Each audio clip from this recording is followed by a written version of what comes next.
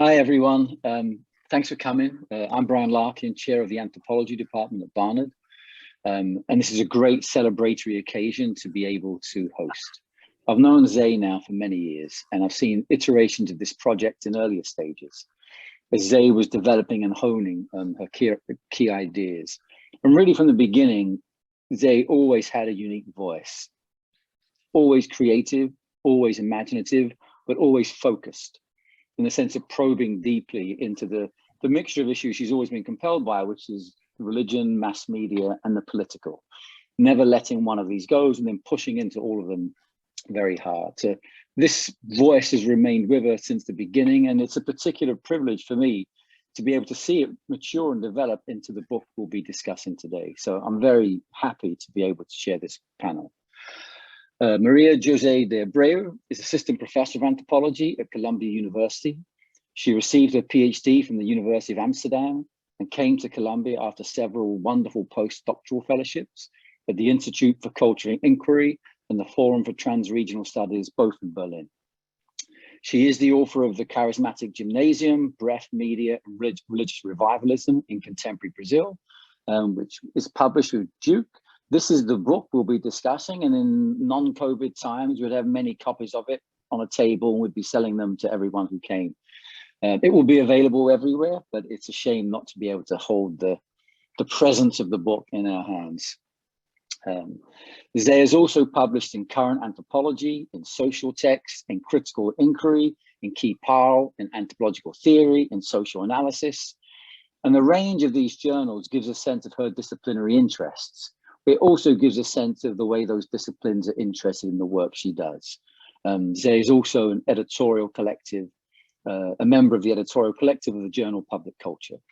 So the forum for tonight is Zay will speak for 10 minutes, after which our discussants in order will be Elayne Oliphant, Stefania Pandolfo, and Matthew Engelke, will also speak for 10 minutes each, given their feedback and their comments on the text. I'll introduce each of the discussants as we get to them. And then after that, Zay will have a chance to make a short response, and then we will open it up to any questions you may have. Please do put them into the question and answer. So Zay, welcome, congratulations, and we all very much look forward to hearing your discussion of the book. Thank you, Brian, for that really generous, lovely introduction. I want to thank, of course, the panelists, Stefania Pandolfo, Elayne Oliphant, Matthew Engelke, and Brian again, for accepting to be part of the panel. And I very much want to thank you, Harlow Zifting, for all the organization, the back and forth, and the diligence, and in setting things up for me. And thank you all for being in the room, and of course to the Hyman Center for making this conversation possible. So charismatics, they say that if you speak for more than 10 minutes, so I go into what I have to say, try to fit it in 10 minutes, which is also what I'm being given by the Hyman Center. So the Charismatic Gymnasium, Breath, Media, Religious Revivalism in Contemporary Brazil. I offer an ethnographically informed account of Catholic revivalism in São Paulo, Brazil, a movement that came to Brazil from the US in 1969, became prominent in the 1990s, and maintains today extreme popularity, particularly among the youth. Based on 2 decades of research and reflections among a particular segment of this charismatic movement, I document a vast religious respiratory program of revival, popularly branded the aerobics of Jesus. Pneuma, the Greek term for air, breath, spirit, is central to this aerobic program, whose goal is to labor on the athletic elasticity of spirit through a concatenation of the breathing body, Christian theology, and mass media technologies. A throat to which to analyze religious practice more than a site to be sociologically described, the Charismatic Gymnasium examines a manual of applied techniques involved in religious practice. tracing the rhetoric, gestures, spaces, and objects that constitute this new theological community, I set to explore ongoing articulations between Catholic evangelicalism, neoliberal logics, and ultimately the rise of right-wing politics in contemporary Brazil. The book offers a contribution that is at once empirical, philosophical, and stylistically experimental. I analyze actual practices programmed to mass build a whole corpus ecclesia through the circulations of spirit. Intrinsic to such practices are the constant mobilization of analogical thinking and wordplay, the kind that allows a term like mass to branch out arboreally into mass as mass ritual, mass as mass media, and mass in the sense of bodily mass. Once put into action, such slippages and leapings across semantic thresholds constitute and give shape to the Charismatic Gymnasium. Each chapter of the book stages an instance of the gymnasium, the abstract logics, mechanisms, operations, and grammars of influx and outflow of pneuma that drive a form of religious revival. Pneumatic exercises practiced by churchgoers, as, for example, conceived and organized by the hugely popular charismatic priest, media savvy, and former bodybuilder, Padre Marcelo Rossi, are founded on operational solidarities between the breathing body, architectural infrastructures, media technology, and environmental repertoires. So here we see this major figure, Padre Marcelo, who's kind of inventor of these aerobics of Jesus in three particular moments of his career, where you see the ways in which he constantly changes the form, how he works form, and incarnates form into his own body. This kind of expansion and contraction, of mass, really, through his own body. Visit by an average of 60,000 people a week, Padre Marcelo's sanctuary in São Paulo city was architectonically conceived according to the theopolitical and aesthetic requirements of the Byzantine icon of Theotokos. The unbounded nature of the sanctuary is compensated by a series of entry points, whereas the at once abstract and concrete operations of pneumatic prayer meet in the very architectonic ensemble of a space that, like Padre Marcelo himself, is in constant transformation. Thus, a central concept in the book, bodybuilding, is not only a building up of bodies, but also about the anatomy of buildings, as well as objects and linguistic signifiers that confound any order as to what contains what. Just as breathing becomes a technological accomplishment, so recorded respiration, once framed within the constructed climate of the church space, becomes a node within a vast respiratory network that connects, for example, medieval Byzantine prayer to urban contemporary techno sound, just as these to the Amazon by the heartbeat and pulse of the congregation. And here I would like to share a little bit of a sample of sound of like one of the technical mixes that we people here and celebrate with at the sanctuary of this Padre Marcelo.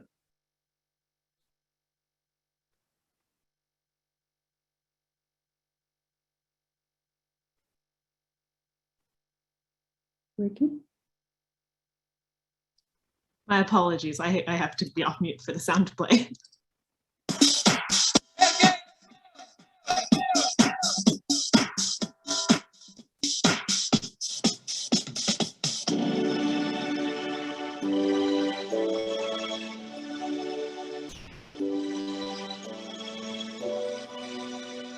Thank you, Arlen.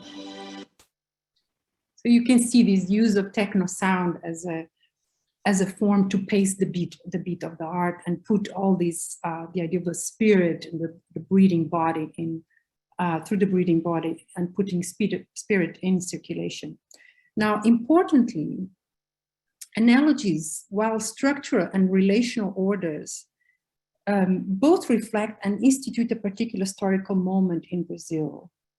Notably, analogies are grammars of this neoliberal ethos of flexibility. Tautology, analogy, allegory, paradox, paratax, oscillation are logical operations that partake in the composition of aerobic prayer, song, and body movement. Incarnate by the members of the congregation, and here again, members come in the double sense of limbs and actual members, that is, the people who come to the Mass. Those operations discipline the breathing body according to a power formation that wants to extend and expand its territorial influence through membership. Informing this power formation in Brazil is the historical legacy of the Eastern Orthodox Church, one that stretches back to the Byzantine iconoclastic tradition of the 8th and 9th centuries.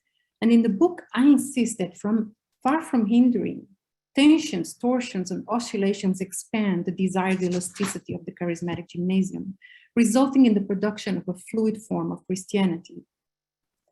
Now, at the same time, the charismatic gymnasium embarks on a philosophical reflection about the metaphysical foundations of Western episteme.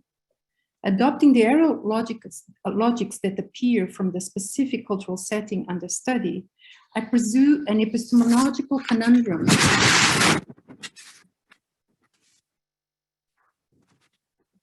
that is entailed to rethink inherited scientific conventions and earthbound logics, as posited by terms like point of view, perspective, positionality, and grounds. What would it mean to draw lessons out of the aerial? Such an undertaking means not simply turning matters upside down, rather it involves stepping outside the logic of dimension in favor of the logic of substance, to understand that air is not simply a vacuum within dimensional space, but substance that is at once material and dynamic. I think such an endeavor to rescue air from mere assumed background is particularly urgent today in face of realities such as the global pandemic, the digitalization of personhood, ecological catastrophe, state violence, whether through racially marked choking, atmoterrorism, or indeed nuclear threat. The rhythmic jolting that punctuates the concept of crisis and exception in our current culture of temporality adds relevance to the theoretical effort of the charismatic gymnasium in taking operations like jolting, leaping, stretching, repetition, or cutting seriously. It is the way by which to attune to the pulsations of a particular form of power that advances through rhythm, and draws sustenance from breathing logics to sport the simultaneity of opposites, or what I call the complexio oppositorium, to be this as well as that, and to the extreme. And because these logics are incarnated to the extremities, so the extreme taken to the extremities of the body, allows to turn all things into a borderline phenomenon, which is how one thing is always on the verge of passing into something else, construed in the function of that which is not. So this is the ability to bring this complex oppository that I so much insist is constitutive of this religious movement. Now, what's particular about this power is how coercion happens via ephemeral and more subtle modes of power, a softer and slower coercion that is in effect imposing in its modus operandi. For a long time, the left in Brazil and elsewhere dismissed charismatic Catholicism as irrational, obscure, a reality that embarrassed even the most diehard atheists. Inspired by the pneumatic nature of charismatic Catholicism, adherents to liberation theology and sympathizers kept referring to it as flat, insubstantial, as light religion, only air, thus failing to grasp how charismatic politics has long been taking advantage of such misperception into its own camp. And I call this camp the Charismatic Gymnasium. And what's so powerful about this camp, it's precisely that it's not a camp in the sense of a bounded position, but more like a swinging oscillation mechanism site that absorbs things from heterogeneous places and proceeds to allow this. Relying upon, yet departing from, a largely influential field in Catholic studies in Latin America that has primed liberation theology and its earthbound logics, My study on charismatic Catholicism throughout 20 years draws attention to not only a major shift in the landscape of contemporary Christianity, but also to the political urgency in acknowledging changes in the grammars and formal nature of politics within Brazil, as well as globally across regimes. Finally, I draw on the aerobic universe I analyze to inform a style of writing. Each chapter of the book invites readers to experience the jolts, leaps, bendings, and stretches it itself thematizes. And while the book addresses body, space, technology, theology, aesthetics, processes of signification, or the nature of subjectivity, I ask, what happens when those aspects are set into relation, such that none could be said to pre-exist the other? Thus, primacy is given to the movement of relation as such, turning the operations of pneuma into the book's central protagonist. My approach extends to the transdisciplinary character of the work in its ambition to move transversally across disciplines. I see in the material dynamics of air and breathing an opportunity to reassess the idea of discipline in its modern iteration toward an aerial school of thought, a core curriculum that, in making apparent the operations of the Charismatic Gymnasium, hopefully will also move behind it. Thank you so much. Thanks so much, Zay. Great to hear. And I would now like to welcome Elayne Oliphant, who is assistant professor in the Department of Anthropology at NYU. Her research is on the banality of Catholicism in France. It's just a great term, Elayne. I love it, you know. And by that, she refers to the way Catholicism can comprise a taken for granted background. It can become banal, rather than the Baroque melodrama that so often surrounds other religions in France. This is examined at length in her monograph, which came out last year with the University of Chicago Press, and it's called The Privilege of Being Banal, Art, Secularism, and Catholicism in Paris, and which addresses religion's role in the maintenance of privilege and inequality. Elayne has published widely on many topics, but including blasphemy, the semiotics of the crucifix, secularism, global secularisms.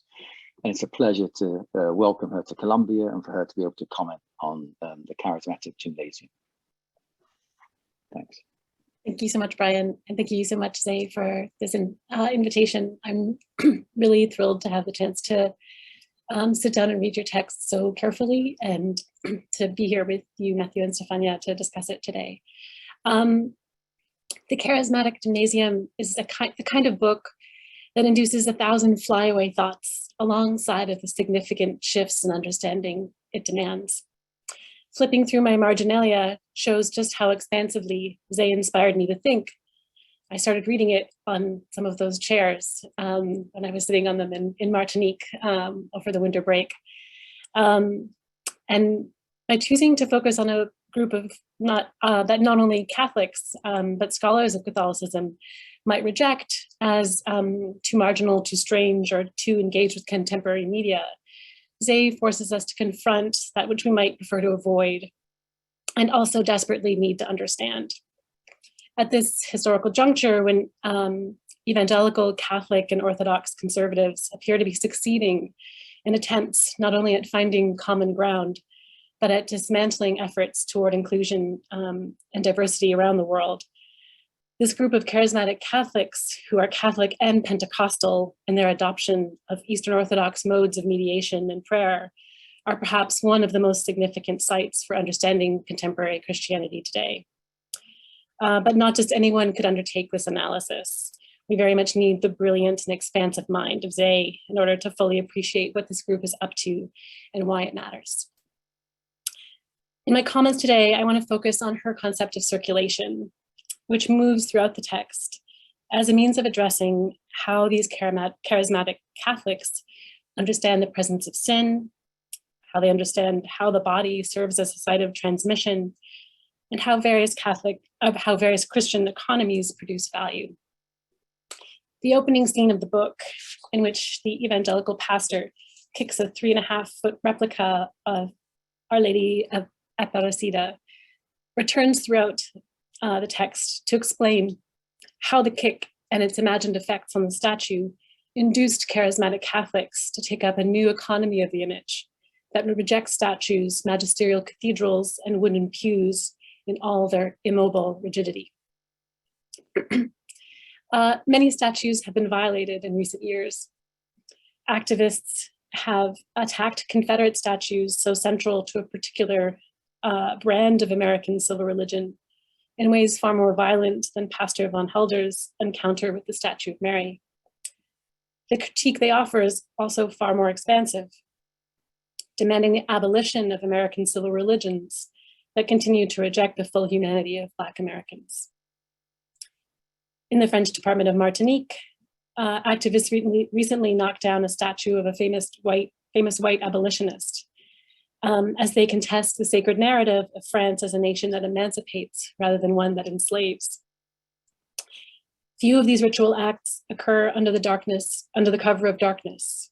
Instead, they are filmed in ways that call attention to their filming, as the shaking hand of the running filmer grips a phone and scrambles to both follow the action and take a step back from it.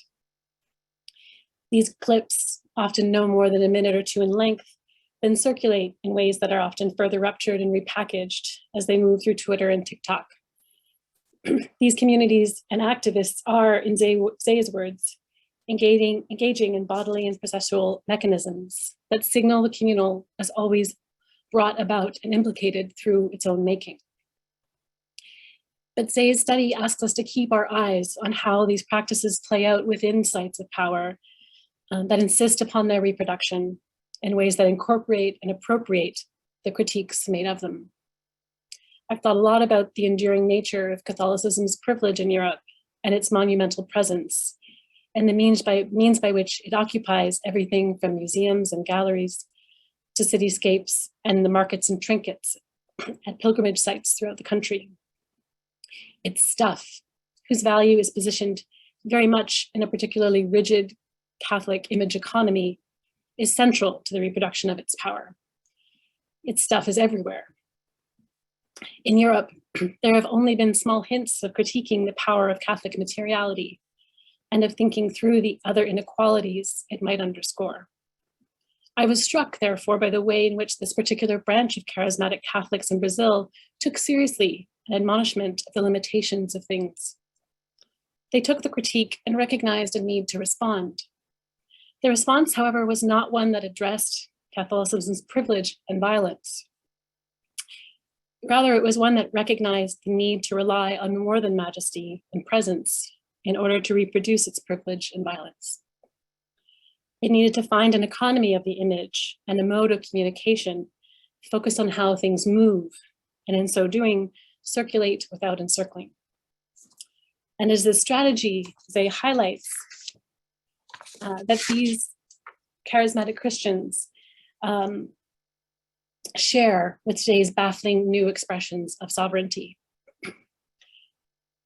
Padre Marcelo and the Cantao Bova community centered around him created a form of circulation based on pneuma and elasticity of aerobics.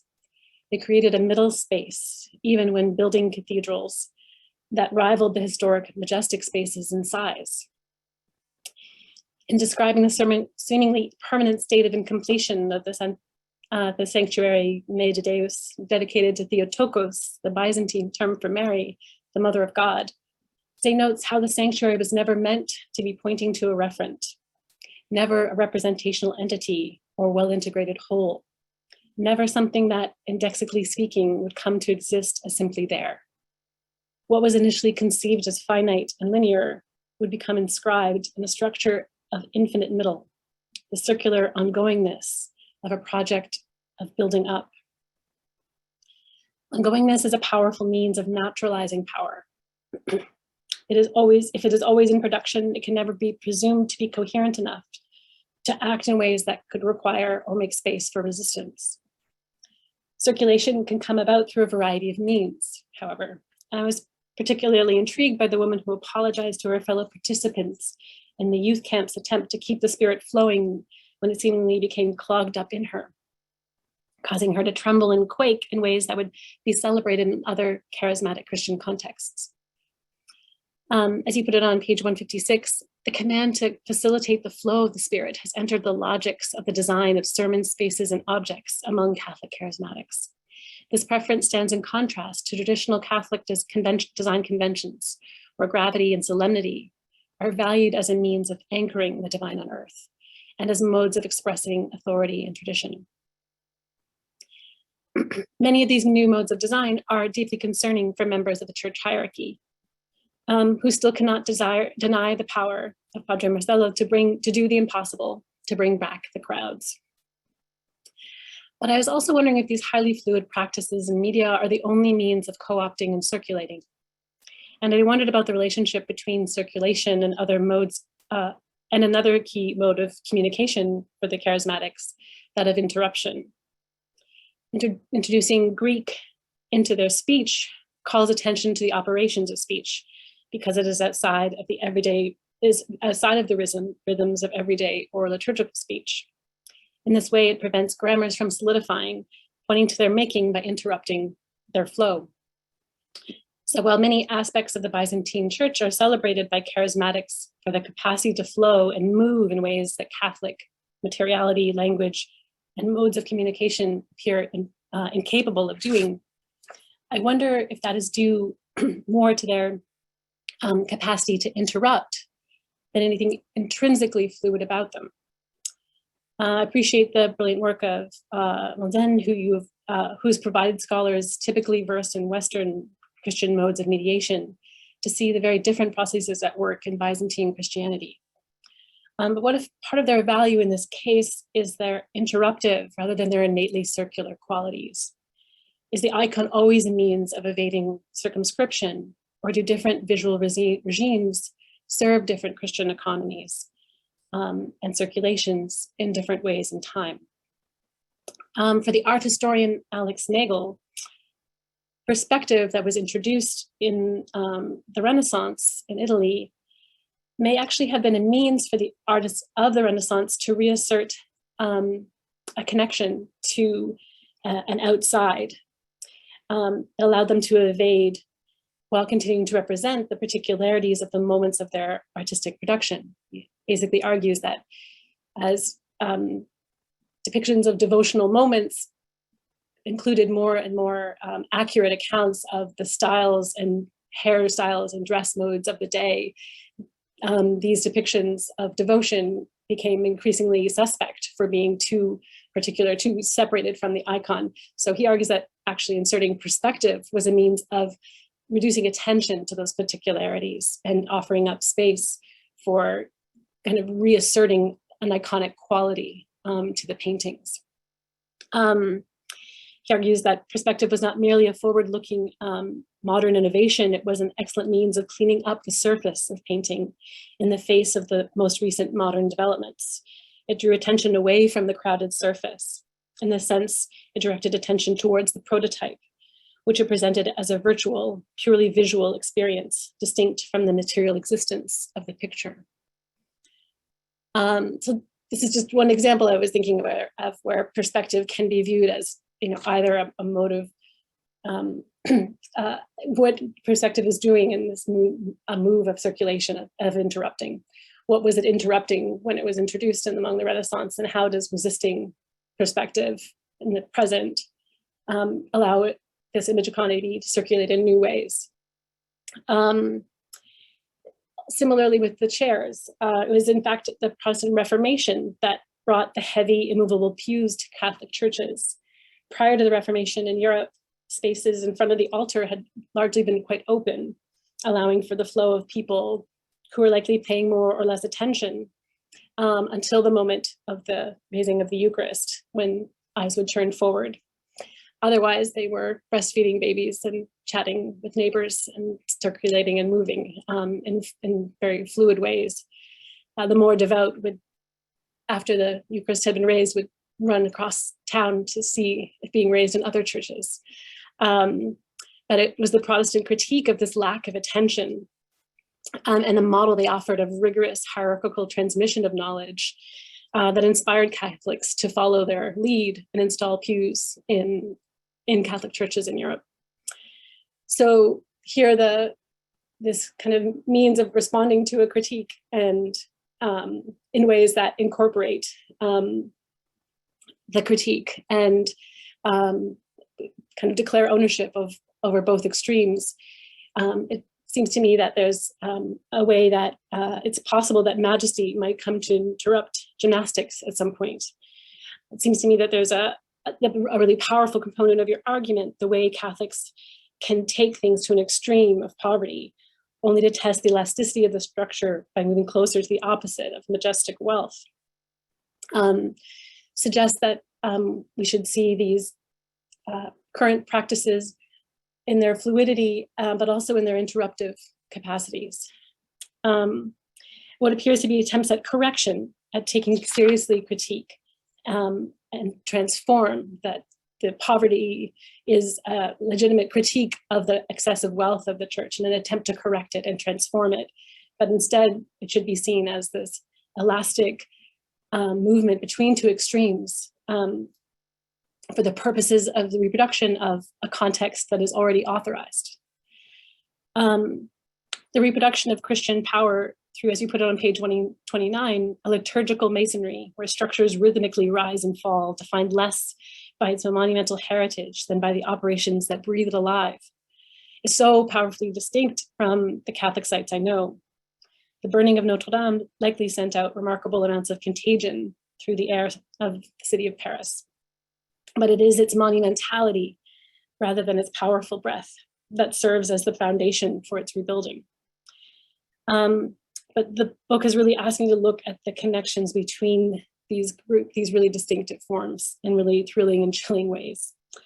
Earthbound logic and aerobics leaps allow for the circulation and the endless circulation of this power and this privilege. And they're working together potentially in ways that we should be deeply concerned about.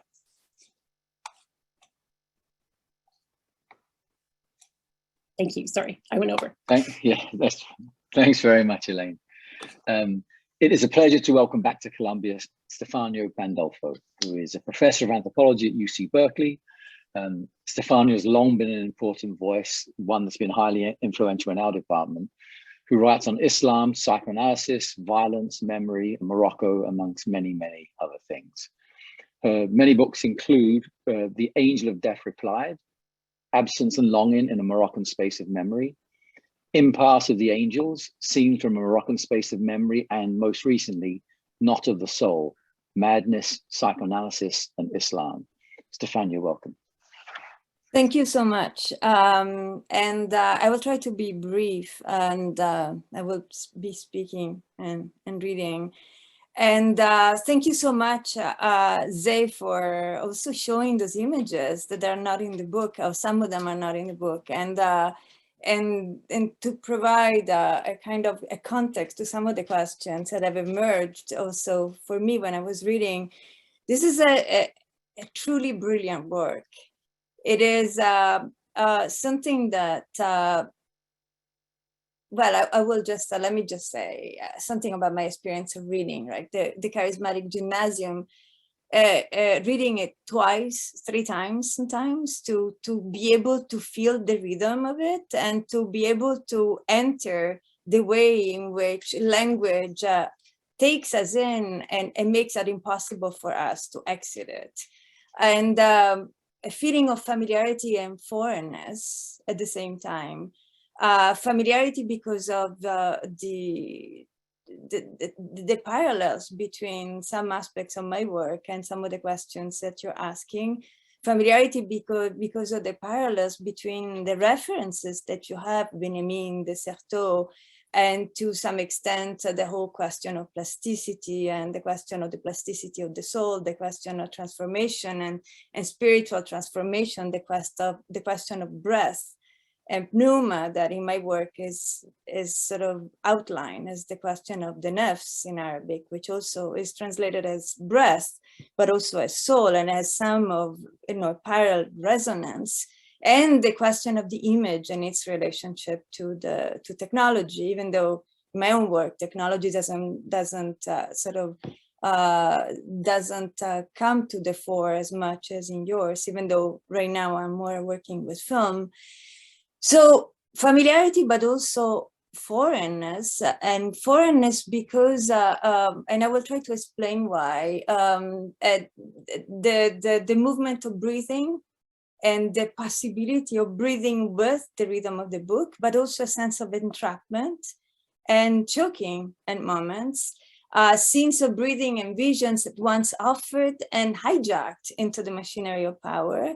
And you're taking us into the hijackment, into the fact of being hijacked, the reappropriation by the institution of the church, the state, the neoliberal market, and its fascist underbellies.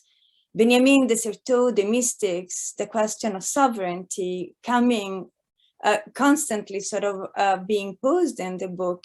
And every time in which in the book we begin to breathe and we think of invention and creation and the possibility of exit, you are quickly reminded by the text itself that we find ourselves back in the midst of things. And we're constantly dispossessed of the fantasy of emancipation and thrown back into a machine that recycles and digests and redeploys breathings as the workings and chokings, as in the conclusion, but also in the introduction of Bolsonaro's Brazil. But so what does it mean to take seriously the midst? You have many words for the midst, the middle. The middle also, it's a term that in the Middle Ages in Europe and all the way to the Renaissance is the place of the mundus imaginalis, is the place of the imaginal world, as we find in the writings of Paracelsus, for instance, and the prose of the world that you cite through the Certeau and Foucault in your book. And a middle, which is, however, also a different kind of middle in your book, which is the middle that stretches, the middle of the elastic, where there is an expansion that leads to a kind of network that is at the same time the net that is thrown, that opens to the possibility of the reproduction of the word that transforms, but also the net, which is the network. And so a middle, which is the middle of the network, and middle of the network, which is also the imaginal world. And the two constantly oscillating between the one and the other. And this question of bipolarity with which you end the book in the afterword, where bipolarity is a crucial term, is actually a term that is used by Aby Warburg, in the art historian Aby Warburg, in talking about the working of the image that is both sign and image and is never resolved. It's both word, concept, and thing. And it's also it's both power and pathos and the possibility of thinking, and it thinks through you rather than you thinking it. So bipolarity is the always present possibility of fascism, always present possibility of breathing, and the two being on a continuum where one can become the obverse of the other. And so I thought of so then I started, because you do point to the question of exits in the book at the beginning, at the end, and I was wondering, where is the exit? Because there must be an exit. So I reread the book, and I thought of this term infraordinary, which resonates with the way you're thinking of the infrastructure in the chapter on the cathedral of the sanctuary, the sanctuary of the Mater Mother, with a kind of plasticity exposed that plays itself at the level of something which is both unseen and always there as a capacity for transformation. So there is very little time, so I will try to be very quick here. I wanted to begin with one of the references which is not in the book. You referred to the Certeau in talking about glossolalia as the sound of otherness, as the capacity to bring into language the sound of otherness as an infrastructure that can speak otherwise. And but I wanted to bring to this discussion the possession at Loudun of the Certeau, a work which is one of the early works of the Certeau, where the Certeau discusses through a number of fragments and quotes an event of demonic possession in a convent of Ursuline nuns that happened between 1632 and 1638 in southern France, in the city of Loudun, at a moment in which it's a moment of counter-reformation, which overlaps with the formation of the modern French state, with the high power of the church. Richelieu is an important character. And at the same time, all of these processes, the early French modernity, the development of institutions such as the police, the hospital, the clinic, the physicians, are acted out in a dramaturgy where what is an obverse of this process manifests itself in the phenomenon of possession, where the nuns forget their names and start speaking the names of the demons according to a demonology which is that of the church, but a demonology which is constantly displaced in a kind of spirit work or dream work, as Freud would have called it, and Desserteau is attempting to put history through a kind of Freudian dream work in which there is a constant displacement and an alteration of discourse. Now, for Desserteau, this is the work of the feminine within the institution. And it is something to do with the production of an uncanniness that displaces from within the machinery itself. So I will quote from the first paragraph in the book about the cut, the overflowing, the emergence of this uncanniness in history. And you use the figure of the cat very much, right? And for you in the book from beginning to end, the cat is that which enables, but that also that which disables. Because the cat enables, but what comes through the cat is not the possibility of redemption in a Benjaminian way. It is rather a different form of subjection. So normally, says Desserteau, strange things, l'étrange, circulate discreetly below our streets, but a crisis was sufficed for strange things to rise up, as if swollen by flood waters, pushing aside manhole covers, invading the cellars, then spreading through the towns. It always comes as a surprise when the nocturnal erupts into broad daylight. What it reveals is an underground existence, an inner resistance that has never been broken. This lurch or infiltrates signs of tension within the society it threatens. Suddenly it magnifies them, using the means, the circuitry already in place, but redeploying them in the service of an anxiety that comes from afar, unanticipated. It breaks through barriers, flooding the social channels and opening new pathways that once the flow of its passing has subsided, will leave behind a different landscape and a different order. That was my time that says that I already spoke 10 minutes. So maybe can I have 2 more minutes? So what does it mean to think the possibility of l'étrange, the strange in history? And what does it mean for history to free associate? And I was going to say that that in reading the book, myself necessarily found myself free associating on it, attempting to follow the grammatical permutations that are so fundamental in the work of the machine, which is also a set of lungs. So I will necessarily free associate. From the preface, the question of the mother, the death, and the screen. What does it mean to witness the death of one's mother on one's iPhone here and elsewhere as a daughter, as one witnessing the mystery of a mother's death? What does it mean to witness?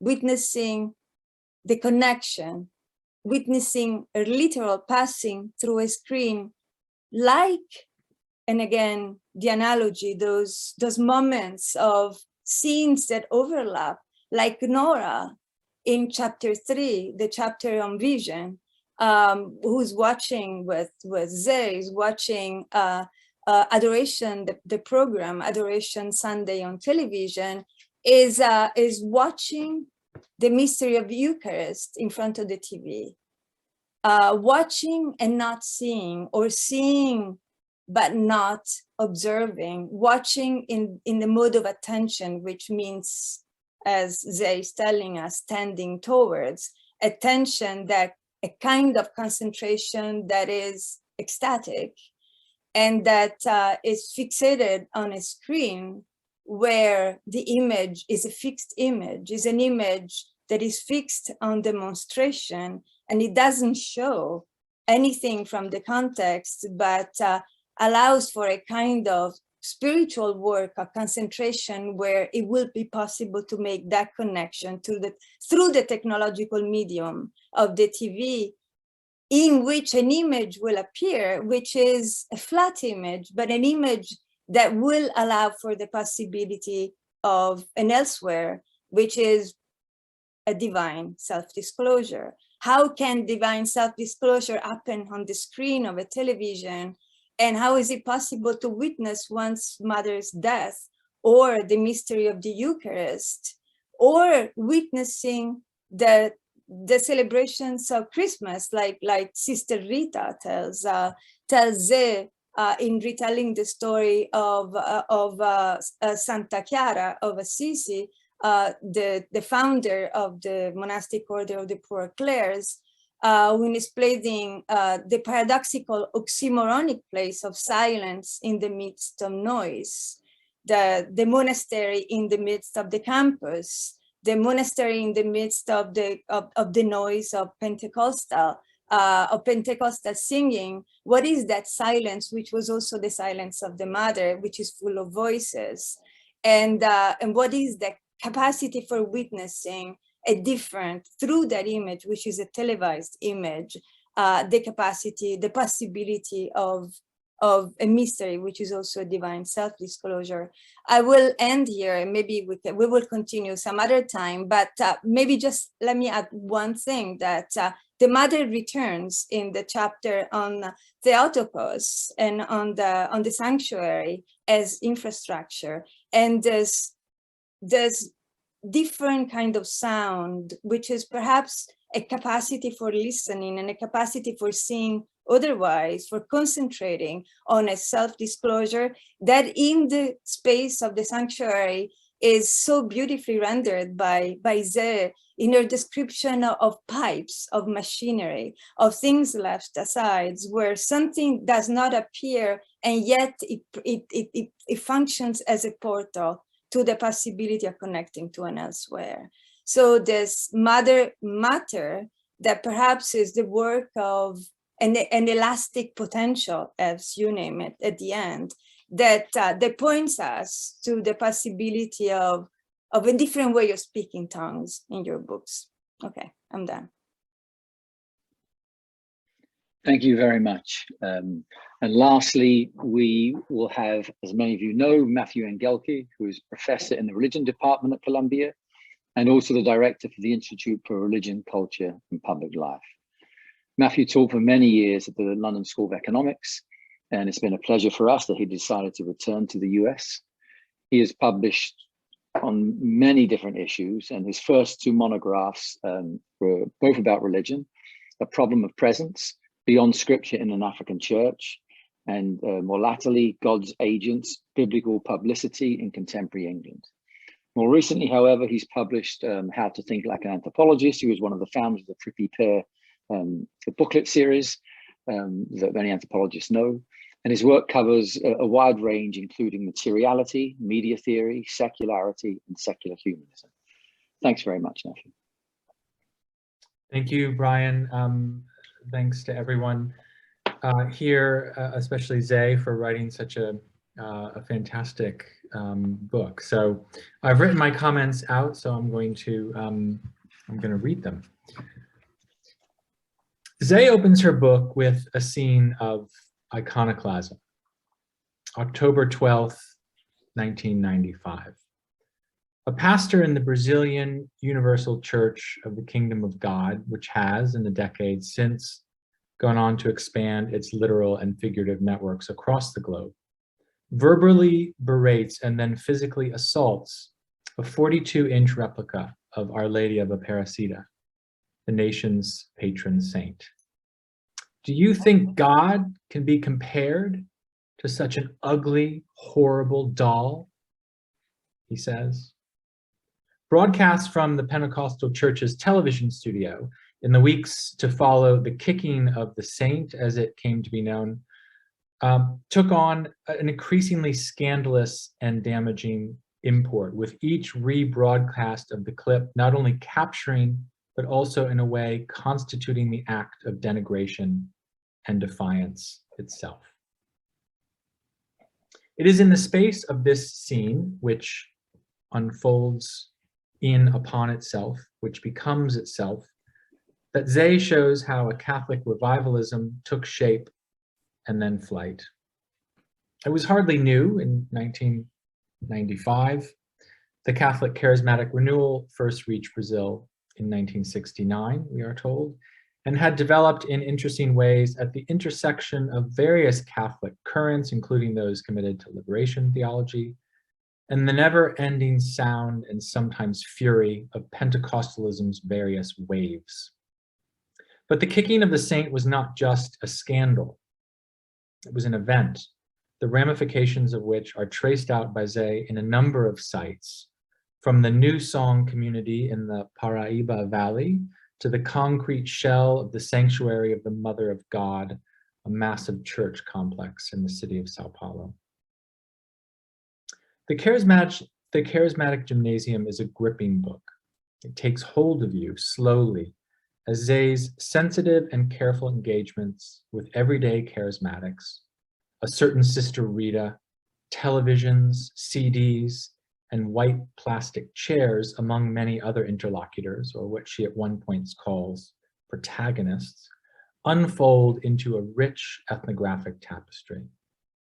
By the time you finish the book, which covers a span of roughly 20 years, beginning in about 2001, the tapestry provides an image, if you will excuse this very modernist metaphor, I'm not sure Zay would adopt, of a body of people, Catholic charismatics, for whom a combination of physical discipline, grounded in breathing, the theological imagination, and media technologies manifest not the presence of God, but, as she puts it, a kind of partaking. Indeed, this is not unlike a Byzantine Catholic or Eastern Orthodox process of theosis. The Christianity here is incarnational. Surrounding this ethnographic tapestry, and maybe the metaphor will have some purchase since tapestries are pliable, even supple, and this brings to mind Zay's emphasis on the charismatic's elasticity. Surrounding this ethnographic tapestry is a political frame of sorts, which includes two elements. The first is a careful attention to the long-standing tension between Catholics and Pentecostals in Brazil, and not only in Brazil, but in this case, with the lively and upstart character of the latter displacing and dispossessing the staid and sometimes stale, at least as perceived, character of the former. What the charismatic Catholics are doing at one level is what Zay calls, quote, a pragmatic theology of compromise. Yet it is also a deeply uncompromising form of compromise. They are taking a both-and approach, which also seems to be a neither-nor approach, but is definitely not an either-or approach.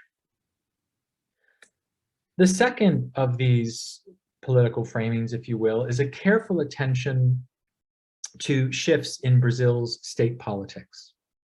From the presidency of Lula, the one-time union leader, up until at least an outline, but in a very penetrating afterward, the rise of Bolsonaro in 2019, the former military officer and right-wing populist. Bolsonaro loves these people, or at least he prays with these people.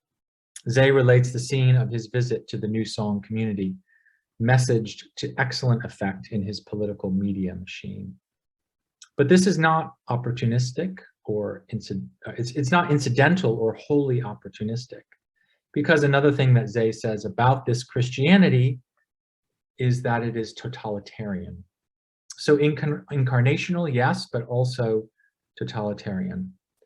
And this is something I would love to hear more about when we have a chance to meet outside of this Zoom context. Now, I said earlier that this is a gripping book. It is also a demanding one, invigoratingly demanding, but yes, demanding. This is because Zay's conceptual interests and commitments push against a series of extant discussions and framings. We have already heard about some of these. Another key one is what some of us have called Christianity's problem of presence, how God becomes or becomes manifest in and for particular communities. This gets us back to the UCKG pastor's kicking of the saint and his question, do you think God can be compared to such an ugly, horrible doll? His answer, of course, no.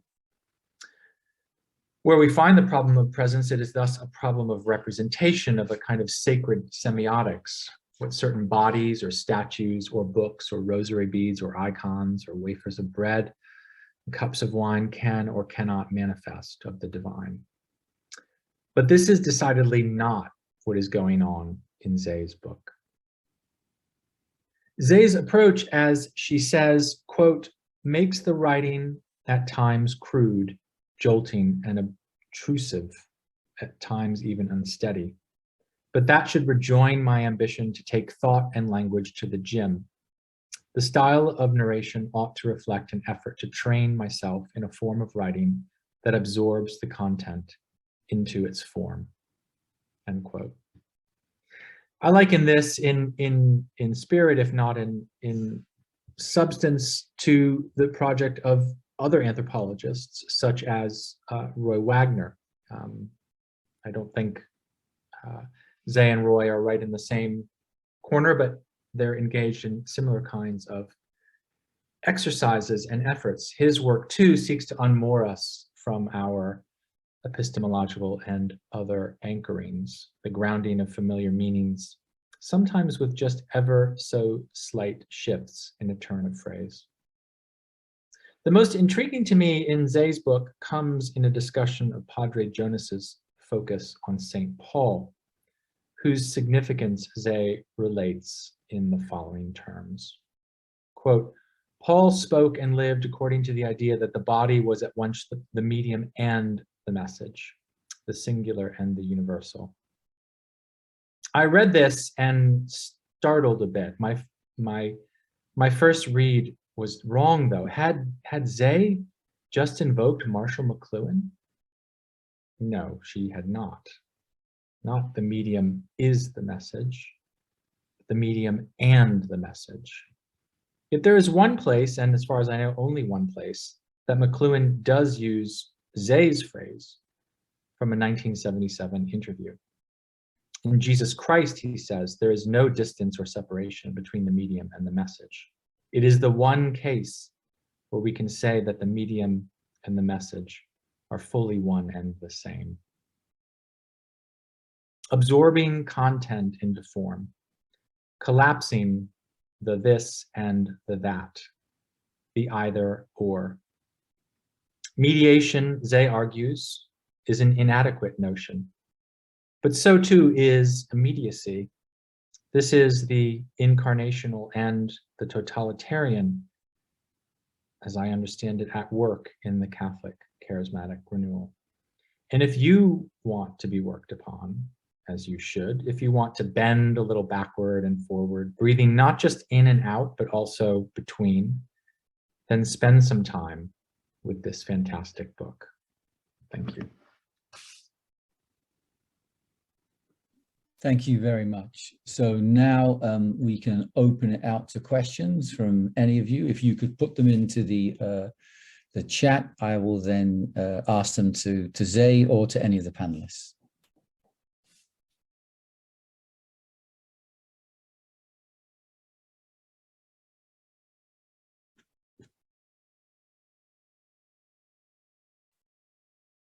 We have none so far. So while we're waiting, I just want to jump in with one, which is not really a question. But the chapter I really loved was the one on the monoblock chair. partly because you do so much with, we saw the images of this chair for those who have not read the book. It's the white universal plastic stackable chair, which, as Zay says, is associated all over the world with Pentecostal revival. And what Zay does with this is she then sort of mines and turns this object around for all the different ways it can unfold meanings, partly because the Catholic Church, the mainstream Orthodox Catholic Church, wanted Padre Marcello to use chairs to make his services more orthodox. But Padre Marcello wanted moving bodies, aerobic bodies, vertical bodies, as Zay tells us. And so there was a struggle going on between the mainstream Catholic Church and Padre Marcello.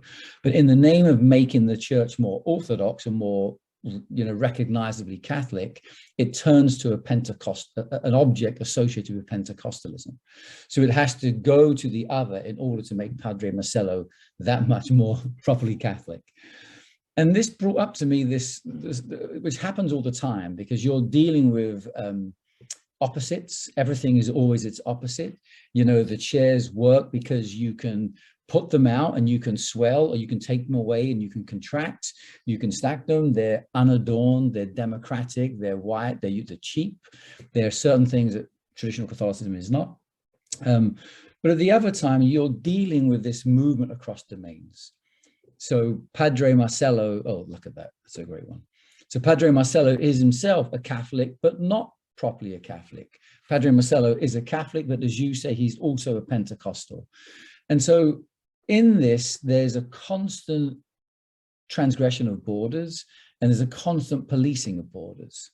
There's points in which those borders seem to get recognized and pointed out and noted, and points in which they're just completely ignored and people move across them. So I was wondering for myself just how you dealt with that issues of borders and boundaries, given the fluidity of the world that you depict. Thank you so much, Brian, and thank you to Stefania, Matthew, and Elaine for such generous engagement with the book, and for so many provocative ideas that you laid out, and indeed associations. Yeah, I mean, you see in a book like this where the middle is the protagonist, it's difficult to see where is the starting point into this. And so taking a bit like just Brian's question on the chairs and Padre Marcello Rossi, indeed the monoblock chair is a very interesting example of this theology, this idea of the compromise that I lay out already in the introduction, in the sense that the chair, the monoblock chair, is also an anti-chair.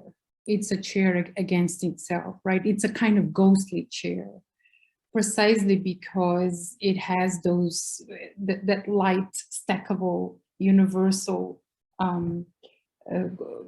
quality to it. And it allows Padre Marcello, who's very good at dealing with constraints and turning limits and constraints into potentialities. And in that, he mimics what Catholicism is all about, right? Because unlike Protestant and Pentecostal churches, if you have a fight, you go away and you create a new church. Catholicism is this big, octopus, this elastic, this, has this astounding elasticity to itself that constantly absorbs difference. So it sends out its charismatics, to renew the church, but always, trying to keep it, bounded within limits in ways that, it's still legible, right? And so the Padre Marcello Rossi, he really, he had in the beginning had his own church, with the benches in a kind of conventional church, but he thought there was great incompatibility with the kind of emphasis he wanted to put on the idea of movement. And thus, one day he just stepped out the church and he put boxes outside, you know, and the street became an extension of the church, and everybody would stand and dance. And this is how he became this celebrity. And the Catholic Church appreciated that because so many people were going to other churches, to other evangelical churches. But also there was a danger. It had to be, you know, regulated. You know, those borders that you mentioned, you know, had to come. And so then eventually, after several attempts at creating a sanctuary, he gets his own sanctuary, and there he was also, people were also standing, you know, and then there was pressure that he puts chairs in, but not, you know, and eventually does say yes, but he adopts these monoblock chairs. And it's really fantastic to see, because this sanctuary has these different entry points, and there's a lot of currents and drafts, and the chairs sometimes even move, you know, from space, you know. So there is this, so, but it's precisely that malleability of the object that in a way fits that middle, right? This middle that keeps coming back in the book, that middle of compromise, that it's this and that, you know, it's this and it's opposite at once. That you know, turned the chair into such an important icon for Padre Marcelo. Also in his attempt and insistence to challenge the idea of gravitas, you know, which is so often associated with Catholicism, which leads sometimes to these hilarious situations that you have these bishops with all the regalia and so on, really, you know, heavy looking, sitting in, you know, on these monoblock chairs, you know, creating this very interesting contrast there. Are there any questions, Brian, or should I? No, if you could just, if you want, just respond to the panelists' comments, and if you had any reactions to any of their comments. Yes. Then I have one question I can read out. Mm-hmm. So this question of the middle, that it's also a midst, and how it relates to the question of perspective. I showed in one of the photographs, Padre Marcelo with this Asa Delta.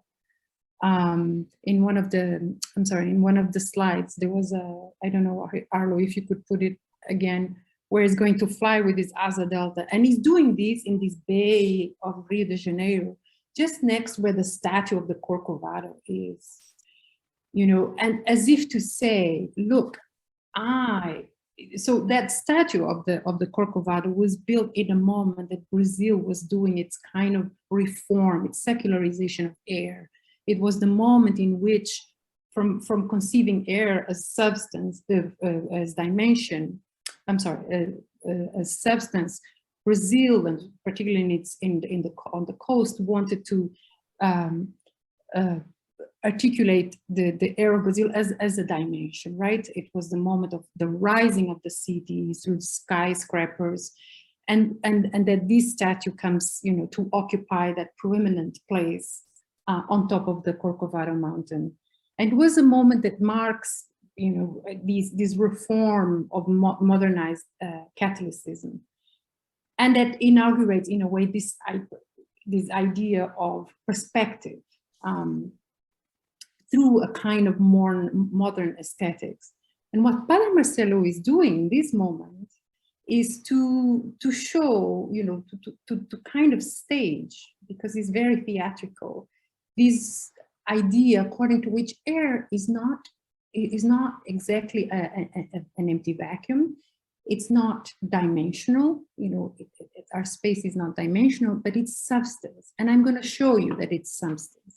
So he goes and he uses this as a delta to go around the statue, right? And to create, you know, this tension with the statue, in fact, you know, through the meandering, which is, but also dramatizing this idea of the midst, right? That is in the middle, right? It's not an idea of linear perspective or three-dimensional, but it's really, you know, going with the wind, which, you know, he then articulates with spirit, right? Experience of spirit that is blowing into the Asa Delta. So that's the kind of engagement that charismatics have, you know, with the idea of modern perspective in aesthetic terms, and that extends to the Lady of Aparecida as well. But also in the sense of perspective then becomes, I mean, this is the slippages that are always happening, as a way of criticizing too much emphasis on ideas of ideology and perspective, which is particularly through liberation theology, right? That it's this critique to too much emphasis on meaning, on ideological referential signifiers that also are being put into question in this critique of air, according to which air is not dimension, but substance that is, you know, through which humans exist, right? Substance as breathing, substance as part of this relational collective being in space that involves the entire community through circulations of spirit, right? So you have a series of critiques, you know, instantiated in various forms to the Catholic Church, to the desire for geometry, the desire for perspective, you know, and let us remember that Brazil, of course, has a big import of positivism, you know, and that it even goes into the flag, this idea of order and progress, and ultimately also builds its own capital, you know, in the middle of the country through very geometrical Euclidean kind of logics. And it's all of this that charismatics are going against, right? By kind of reforming the kind of modern Catholicism that was there, and even recuperating things from pre-modern Catholicism into their practices. I wanted to say something, can I, to Stefania and about the idea of, you know, there was a lot there, but it's interesting that I had not made the connection between, you know, my mother and the Theotokos, but the question, or even to the Eucharist, you know, the screen, even though it is true that the experience of saying goodbye to my mother was through the screen. And the interesting thing that happened was that she did not understand that I was there alive, as it were. But she thought I was a photograph. She thought I was an image. And maybe this is wishful thinking, but, you know, it was interesting to see the gaze that was there, because it allowed me to see what is it, how she would look at me if I wouldn't be there. So there was no expectation of reciprocity. And in a sense, it's as if I was the one who was dead, that I wasn't there.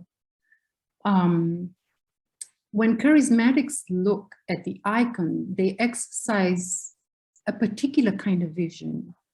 This vision says something like, we do not see the world because we have eyes, rather our eyes are opened by our ability to see. Mm-hmm. And it's this ability, it's the ability that in a way kicks off the book, right? Because it has to do with the reproducibility that is going to inform how people saw the image. That even though the image was not shattered, the fact that it's repeated time and again, it creates a certain perception that the image was in fact shattered by the very logics of reproduction, right? So the middle, that middle is also this middle of the how that takes all of the space. Like we're constantly in the operations, in the abilities that are there. And what being in the midst of the how does is that precisely it blurs the edges of the frame such that we can no longer see where things actually end. And so it becomes I call it a totalitarianism, you know, because I'm making this slippage between a certain universalism that becomes totalitarianism, because I see Bolsonaro coming to Canção Nova and them speaking in, you know, praying in tongues together. And so, you know, we could talk about whether this totalitarianism is even appropriate, but that there is a logic of universalism, of trying to encompass heterogeneity as much as possible into this machine of the how that blurs, you know, the contours of a frame, of the edges, of the borders, that is inscription rather than circumscription through circulation. It's something that I do identify here, and it's a kind of universalism that it's tricky because in fact it hides the particular behind the very logic of universal, something through those abstractions that it does. We may get kicked off by Isa, but we have two thoughtful questions which I would at least like to read out. And the first is by Nina Mahadev, and it's around, again, this question of the middle, the theopolitical middle. Could you say something further about how this middle articulates with the Schmittian conception of sovereignty and the expansionary ambitions of evangelical territorial expansion? And as Matthew asked, how does the middle relate to the fluid totalitarianism that you argue? And so if you could elaborate a little bit more on the middle would be one request. And second is a question from Erica Robles Anderson. The book is such an original work. Reading it, I kept thinking how your work develops an attention to mediation as consubstantial. I wonder if you might say a little here about that attention to substance and how it allows us to rethink both an era of prosperity in terms of prosperity gospel and austerity in terms of political austerity. Is there something like an austere abundance in how political economy takes form in your book? An austere. So, wow, these are big questions, but to the question of the middle and idea of sovereignty, right? The sovereignty in the sense of Schmitt. So Schmitt would say, of course, the classic, ad nauseum repeated, the idea that sovereignty is he who decides on the state of exception.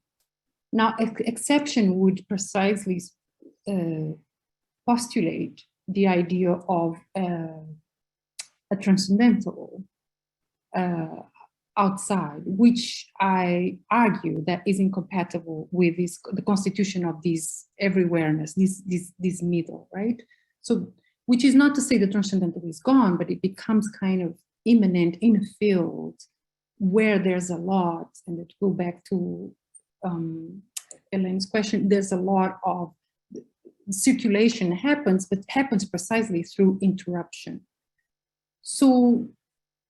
So in that, I've been trying, to conceptualize also with my colleagues, Valentina, Napolitano, and Carlota, to try to think of a different form of thinking sovereignty, not through the question of decision, but through incision, right? Through cut, through interruption, through rhythm that is happening. And so this, speaks as well to the kinds of temporalities of crisis in which we live, right? This logic of exception that is questioned by the fact that we live in this ongoing crisis, in this, never-ending crisis. And so for me, sovereignty becomes rearticulated through this idea of the cut, of interruption, of the gap.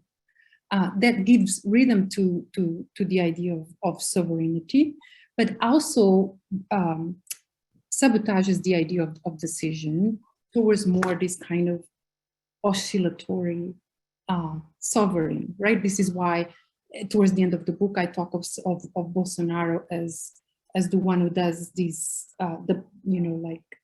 moonwalker, right? It seems as if he's walking forward, but actually, or he's walking backwards, but he's walking forward, right?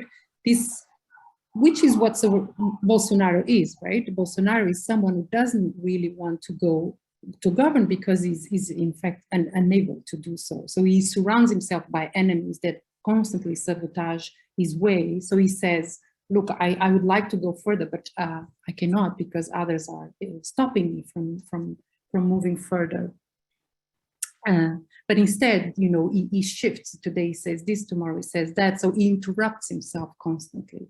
And it's this idea of incision and cut that I see connects him to the larger logics of the charismatic movement. The question, I don't know if I remember Erica's question, but abundant austerity.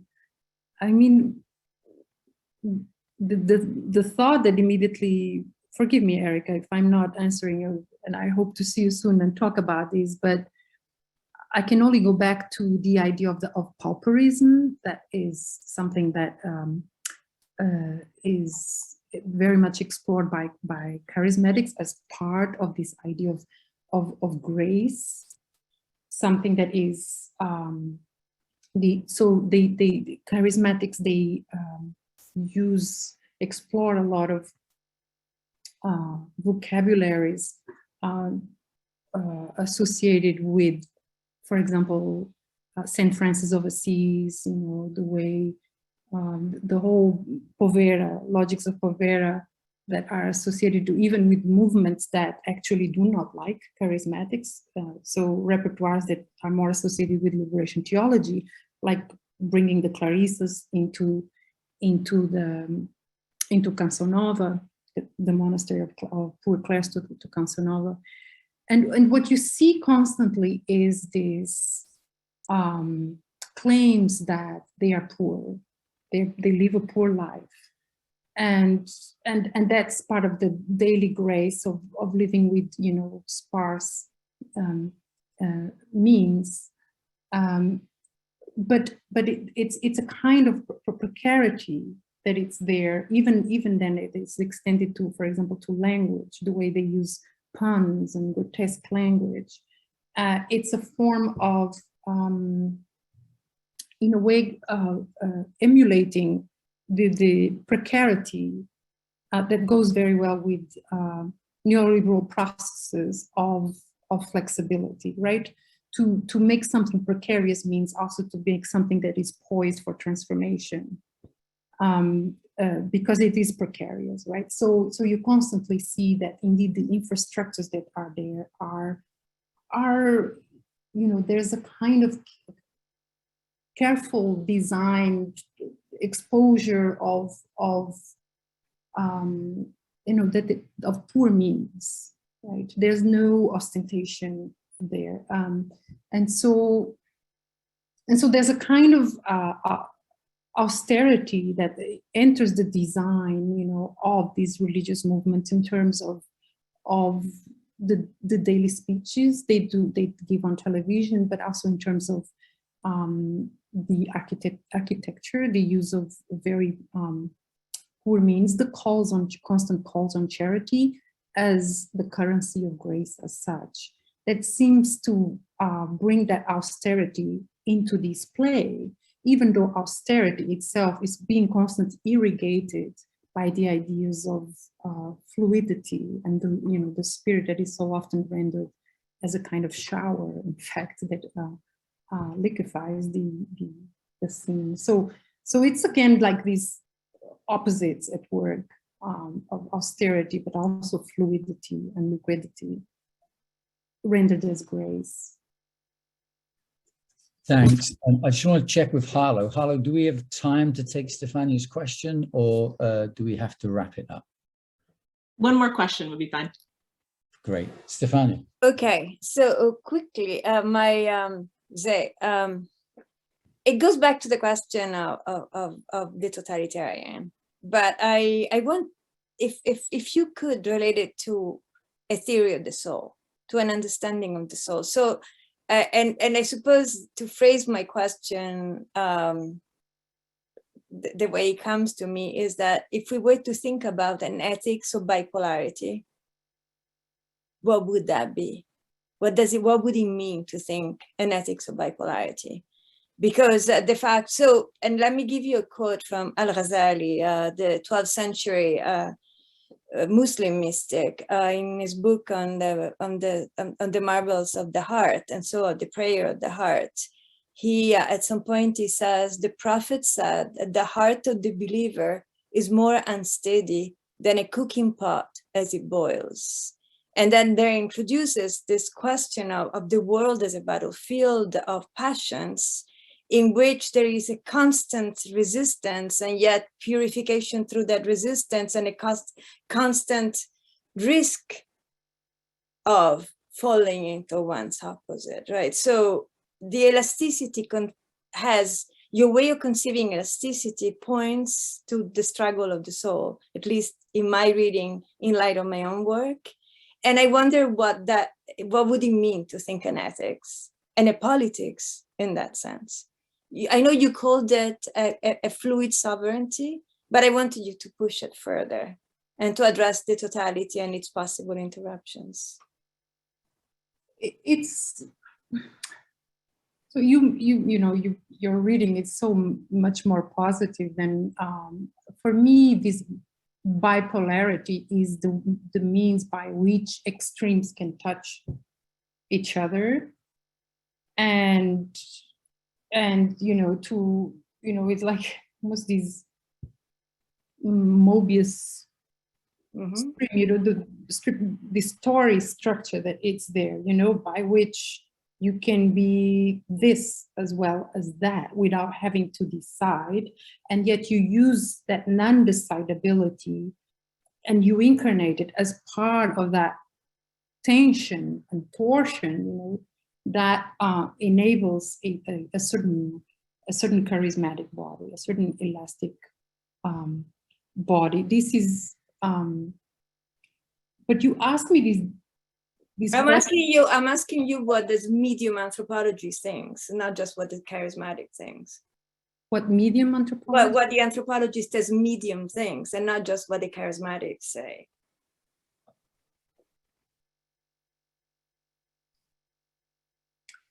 I don't know. I don't know what I think about that. I mean, what I think about and what would be for me an ethics of bipolarity, of being poised for this kind of oscillation. I mean, I guess it would depend on the context. It would depend on what's at stake. For me, what I see in charismatics is a tremendous pragmatism, and that I'm all for pragmatics and for being open to difference and to take myself to extremes and to inhabit the cutting edge of things. I think that's good, but not in a sense that I would like to absorb and hollow it in, which I think happens here. So yeah, Stefania, I don't know exactly. I need to think what that bipolarity is for the anthropology. That's why I thought that the figure of the infrastructure and the plasticity of the infrastructure played a role, and the capacity to, the risk of constantly being reabsorbed and the capacity to reformulate in yet another form. You call it form work. In that chapter. And I thought that in your idea of the form work, which is the charismatics, but it's more than the charismatics, maybe there is an answer to that question. There's a ring there. Yeah, that's, this, the computer. But Stefania, I'll think about it more, and we will talk. Thank you, Zay. Thank you, Stefania. Thank you so much. It was wonderful. And this is an amazing book. And thank you for writing it. Congratulations. Thanks everyone for coming. We'll wrap up now, and I encourage everyone to reach out and read the book. Take care. Bye-bye. Thank you. Thank you all. Thank you, Matthew, Stefania, Elaine. Thank you.